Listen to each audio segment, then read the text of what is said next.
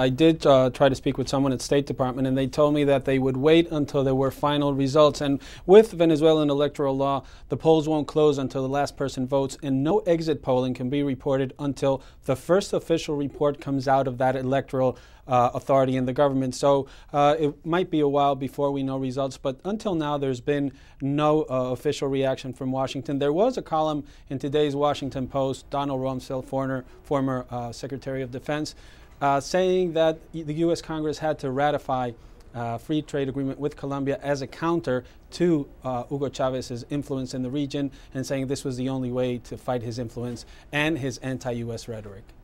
Now, Juan Carlos, we heard President Chavez say that if the election results were contested, and he has somehow backed away from those comments, but he had said before the vote that if the election result was a no and there was violence in the streets, he would blame that on the U.S. and he would cut off oil supplies to the U.S.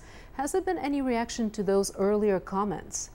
No, and it's not the first time he says something like this, and it's not as simple as turning an on and off button. So something I believe that the U.S. government is aware of is that a lot of the things that President Chavez says are for internal consumption and probably for this electoral campaign.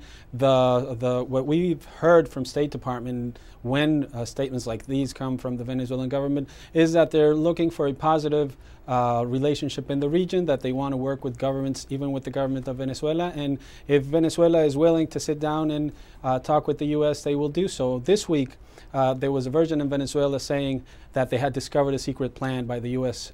To have an impact in this referendum.